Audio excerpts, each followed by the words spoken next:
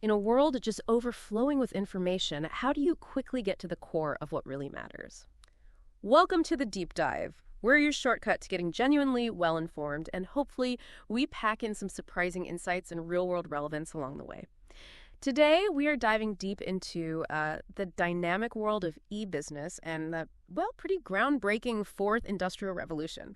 We've pulled together a whole stack of essential info for you, from basic definitions right up to cutting-edge tech. And our mission today, pretty clear: help you understand what e-business actually is, explore its basic models, and discover these disruptive technologies that are really shaping our future economy. Imagine this scenario. There's Hassan, he repairs watches. Nice little shop, but it's struggling a bit. Now, he's already seeing a different way forward. He buys parts online all the time and even makes a bit of profit selling old stock there, too. He joked once, I'd probably be better off just doing that full-time from home. And that little spark, that idea, that's the kind of massive shift in how business gets done that we're talking about today. It's moving beyond just the physical shop into this whole new digital world. Okay, so let's try and unpack this a bit. When we say e-business, what are we really talking about? Is it just, buying and selling stuff online, or is there more to it? Because I think people often get e-business and e-commerce kind of mixed up. Yeah, that's a really crucial distinction. And getting it right is key to seeing the full picture. E-business, well, it's the broader term, covers all the business activities and practices a company does using the internet. Everything. Internal stuff, customer service, managing suppliers, even how they train employees. If it uses internet tech, it's part of e-business. E-commerce, on the other hand, that's just one part of e-business. It's specifically about the buying and selling online, the actual transaction, the exchange of goods and services. Okay. So e-commerce is under the e-business umbrella. Exactly. And e-business, just like any regular business, is this organized effort. It brings together people, materials, information, money. But these resources are often highly specialized for the online world. Right. So these specialized resources, what does that actually look like? If Hassan, our watch guy, wanted to go full e-business, what kind of people would he need? Like website designers, programmers, and the materials bit. Is it more than just having a decent laptop? Precisely. On the human side, you need people with very specific digital skills. Web designers who get user experience, programmers who can build reliable systems, webmasters keeping everything running smoothly, material resources. Yeah, it goes way beyond the standard office setup. You're talking specialized servers, maybe cloud infrastructure, sophisticated software for things like analyzing data, security, and, of course, really robust high-speed internet. You need to handle the traffic. And then there are the informational resources. These are critical systems to track customer behavior, what they buy, what they look at, solid order fulfillment and tracking systems, so customers know where their package is, online content monitoring, and naturally the financial resources to pay for all this. That sounds like a lot, especially for a small operation. It can be, and that's why outsourcing is so common in e-business, even for smaller players. If a company needs, say, complex programming work done, they might hire an outside firm, maybe one halfway across the world, to do it. Often saves a lot of money compared to hiring in-house. It's a truly global talent pool out there. Okay, so let's connect this back to Hassan again. If he really embraces these e-business ideas, how can it actually help him make more profit, not just, move his existing business online? Right. Well, e-business gives you two main ways to boost profits. You can either significantly increase your sales revenue, or you can cut your expenses quite dramatically. So increasing revenue. This is about finding totally new customers, generating sales you just couldn't before. It means you can sell your watches or parts globally, 24/7. You're not limited by shop hours or location anymore. Right, the doors never close online. Exactly. And beyond that, these intelligent information systems, they're game changers for sales. They store customer data, track preferences. Right. Then they can proactively suggest other things they might like. Think about Amazon suggesting books or Netflix recommending shows. Same idea. The customers who bought this also bought the thing. Precisely. Businesses can also make money from commissions, like through affiliate links. And it's interesting, a good website can even drive sales in a physical store. A car maker's site, for example, lets you compare models, specs, everything. So you walk into the showroom already knowing a lot. Yeah, you're pre-sold almost. In a way, yes. And finally, the website itself can make money through ads or maybe subscription fees for some kind of premium content or service. Then there's the expense reduction side, and the impact here can be huge. Just providing information online that customers usually ask for can cut your operating costs significantly. Instead of needing lots of physical shops or a big call center staff, You could have a detailed website with FAQs, account info, maybe a chatbot for basic queries. Yeah, I definitely use company websites first before calling anyone. Right. And every time you find an answer online instead of calling, that saves the company money. For Hassan, it could mean fewer calls asking, is my watch ready yet? Because people can check online. Fewer people popping in just to ask about parts. Okay, this is where it gets really interesting for me. Once you kind of get what e-business is, how do businesses actually plan for it? How do they execute? I guess the planning must be pretty different if you're starting a totally new online thing versus, say, Hassan's shop adding an online site. Absolutely. The whole strategic thinking is fundamentally different depending on the scenario. If you're launching a brand new internet business, your big questions are all about viability. Like, does the market actually need this? Who are my potential customers online? How am I going to handle promotion, pricing, delivery, all purely digitally? And the big one, is the potential market actually big enough to make the risk and the significant upfront investment worthwhile? Makes sense. A lot of unknowns. Definitely. Now, if you're an existing business adding an online part, the questions shift more towards integration. You'd be asking, okay, is going online really going to increase our current sales or improve our service? Or is it just a nice to have? Are the people who might buy from us online different from our usual customers? If so, how do we reach them? Will the online stuff complement what we already do? Or will it compete, maybe even cannibalize our existing sales? Yeah, you wouldn't want your website stealing all the customers from your physical shop if the shop is still important. Exactly. And maybe the most crucial question, do we actually have the resources, the time, the right people, the money to build and run an effective online presence that works smoothly with everything else we do? Okay, so with that planning in mind, let's talk specifics. What are the main models? We hear a lot about B2B. Sounds like a big one. It is. Business to business, B2B. This is where firms do business directly with other firms. And its real power isn't just, one company buying widgets from another. It's about completely reshaping supply chains globally. It enables efficiency, customization. Sometimes it makes old distribution channels almost irrelevant. There are kind of two main flavors. One is straightforward, a firm selling directly to other businesses, like a company buying 1,000 laptops straight from Dell or HP, skipping the retailer to get a better price. Right, volume discount. Exactly. The second type is maybe even more powerful. It involves linking suppliers and businesses together online. Think about car manufacturers again. They have these incredibly sophisticated B2B platforms, connecting them with thousands of suppliers for parts, materials worth millions. Coordinating everything online creates these super streamlined, responsive supply chains. Wow, okay. So connecting that to the bigger picture, the most of us as consumers are probably more familiar with the next model, B2C. We live it every day. That's right. Business to consumer, B2C. That's businesses focusing on selling to us, individual consumers. And here, understanding how people behave online is just absolutely critical. Businesses need to figure out, are people using our website just to compare prices before they buy somewhere else? Will they actually click buy online? Or do they still prefer coming into a store? What kinds of products or services even work well online? Some things you still want to touch or try on, right? Definitely. Clothes shopping online can be hit or miss. Exactly. And delivery. What do people expect? Are they happy to wait a week for free shipping? Do they demand next day? Or maybe click and collect? And with B2C, building long-term relationships is vital. Online, loyalty can be pretty thin. A competitor's just a click away. One bad experience and you're gone. Totally. So things like quick problem solving, often really liberal return policies, they become super important. And they use specialized software, tracking what you click on, what you buy, trying to offer more personalized service. It costs money up front, but hopefully it pays off with repeat business and loyalty. Makes sense.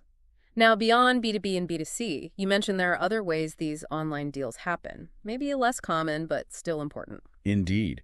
We also have consumer to business, or C2B. This is kind of flipped. The consumer starts the transaction. Think of those name your own price websites for flights or hotels. That's C2B. Or a more everyday example maybe is a blogger putting an affiliate link on their site. Ah, right. If I click their link and buy something, they get a cut from the business. Exactly. That's C2B. Then there's consumer to consumer, C2C. This one's growing really fast. It's basically like old-fashioned bartering or auctions, but happening online. Platforms like eBay or Etsy are huge C2C examples. The ease and speed and global reach of the internet just make it so much easier. So Hassan could use a C2C site to sell rare watch parts directly to another collector somewhere else in the world. Precisely. Okay. cutting out any middleman. All these different interactions, B2B, B2C, C2B, C2C, you can sort of map them out visually in what's called the e-commerce matrix. It just helps understand who's interacting with whom online. Okay, so we've got a pretty good handle on what e-business is now and how it generally works today. Yeah. The natural next step is the future. How are all these new technologies not just tweaking things, but maybe fundamentally reshaping business and society itself? This gets us into talk about disruptive technologies and this thing called the Fourth Industrial Revolution. Sounds pretty major. It is major. Disruptive technologies. Now, these are innovations that don't just make existing things a bit better. They really shake things up. They challenge the whole status quo. They often create entirely new markets. They impact everything, marketing, manufacturing, how things get delivered. They create huge opportunities for entrepreneurs, but they also force established businesses to adapt or, well, risk becoming obsolete. Adapt or die, basically. Pretty much. And this rapid-fire development of new tech in the 21st century, blurring the lines between the physical world, the digital world, even the biological world. That's what people mean by the Fourth Industrial Revolution. And countries are reacting. Saudi Arabia, for instance, is playing a really active role here. They're heavily supporting tech industries and innovation as a core part of their Vision 2030 plan. Things like the Saudi Space Commission show they're not just waiting, they're trying to actively shape what's coming. Right. So let's talk about some of these specific technologies. Robotics, for example. They've definitely come a long way from just putting cars together on an assembly line, haven't they? Oh, absolutely. I mean, yes, they've done repetitive factory tasks for ages, but today's robots, they're incredibly advanced. They have sophisticated sensors, AI. They can see, hear, smell, even feel in ways that let them do really complex, delicate tasks. These computerized workers can go places too dangerous for humans, deep sea, outer space, disaster zones. And the newer ones can navigate tricky environments, interact more naturally with people, even learn from experience. And there's this whole subfield emerging, microbotics. Tiny little robots. Yeah. The idea is they could maybe be inserted into the body to perform super precise operations. Sounds like science fiction, but the potential in medicine is huge. Okay, mine's slightly blown there. What about AI? Artificial intelligence. Right, AI. It's not just automation. It's software that lets computers mimic complex human thinking reasoning, learning from massive amounts of data, making sophisticated decisions. Think about how AI is already powering things like medical diagnosis or attempts at self-driving cars, making judgments that used to need years of human experience. So it's more than just following instructions. Much more. And closely related are expert systems. These are specific computer programs designed to help people solve really technical problems. Think medicine, financial planning, law. They're built using the knowledge of human specialists in that field. A common example you probably see all the time are the chatbots on websites. Yeah, the little pop-up help windows. Exactly. They're getting smarter too. Not just answering basic FAQs, but guiding you through more complex stuff, almost like a virtual assistant. And what about design and making things? Computer-aided design CAD and 3D printing. How are they changing the game? CAD lets businesses use tech to create and tweak product designs digitally. You can try out different sizes, shapes, materials, run through countless versions virtually before you spend time and money building a physical prototype or starting a production run. Saves a lot of trial and error. A huge amount. And 3D printers, working with CAD systems, have taken that even further. With better materials now, 3D printing isn't just for making mock-ups. It's letting small businesses, even individuals, design and build customized products right from their office or home. You don't need a massive factory anymore for certain things. So it kind of democratizes manufacturing. In a way, yes. Products can even be customized for individual customers through automated online systems. It really changes how things are designed and delivered. For Hassan, maybe he could design and print a specific, unique part for an antique watch right there in his workshop, instead of hunting for it globally. That's pretty cool. And another big shift, especially since COVID. Telecommuting. Working from home. Yes, a massive shift. Telecommuting is basically using a computer at home, or anywhere really, to do your job, untethering work from a specific building. The benefits are obvious. Saves commute time and money for employees, less traffic, less noise, less pollution for cities. Seems like a win-win sometimes. It can be. And the technologies that make it work efficiently, things like virtual team platforms, good online meeting software, cloud computing for accessing files, they've really matured, making large-scale remote work not just possible but productive. It's reshaping cities, office design, work-life balance. The implications are enormous. This all raises a really important question, though. How are countries and businesses using these powerful technologies, not just for profit, but for a more sustainable future? We've got this interesting business insight from our sources about green technology in Saudi Arabia, specifically the Saudi Green Initiative, SGI, under Crown Prince Mohammed bin Salman, part of Vision 2030. Seems like a big push towards sustainable innovation. Absolutely. The SGI has set some incredibly ambitious goals. They're aiming to cut carbon emissions by 278 million tons per year by 2030. And they're planning to do it through a whole range of actions. Big energy efficiency programs, investing in new carbon capture tech, significantly expanding public transport, and massively increasing renewable energy generation. So it's a multi-pronged approach. Very much so. And it shows a deep understanding that going green isn't just about the environment anymore.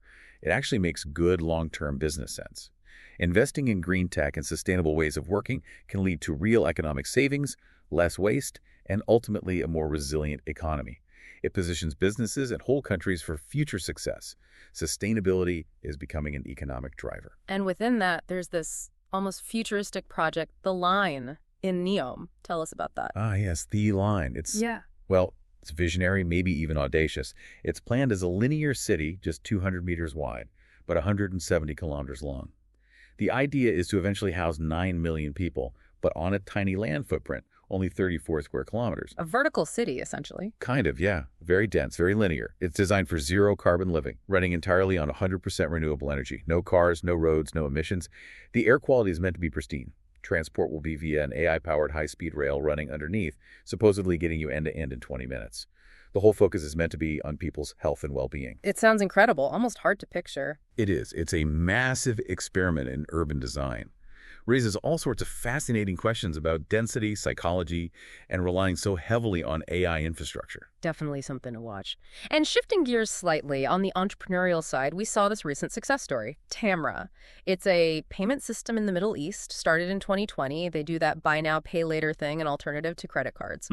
But what's really interesting is they were the first company to get a permit from the Saudi Central Bank for modern financial tech, fintech. Yes, that's significant. It highlights how the region, and Saudi Arabia specifically, is really embracing financial technology innovation, trying to foster that startup environment. It shows regulators are adapting too. So, wow, we've covered a lot of ground, uncovered the true scope of e-business, explored the different models, and really peered into the future with things like AI, robotics, and this incredible vision for the line. And the potential for growth online is still just immense. You know, as of mid-2022, something like 58% of the world's population was using social media. That's huge, over 4.6 billion people. But there's still massive room for growth, particularly in developing countries where internet access is still catching up. And experts generally predict that the number of companies truly integrating e-business into everything they do is just going to keep rising fast. The firms that successfully adapt their existing ways of working to this digital world, they're likely the ones who will dominate going forward. Adaptation and innovation are really the key words. So what does all this mean for you listening right now? As these lines between the physical world and the digital world keep getting blurrier, how will you use these insights? Maybe you're a small business owner like Hassan, maybe you're leading a big company, maybe you're just navigating daily life. How will you adapt your own approach to work, to business, even just to how you buy things in this incredibly fast-evolving e-business landscape? Because the future isn't just something that happens to us. It's being built right now, click by digital click.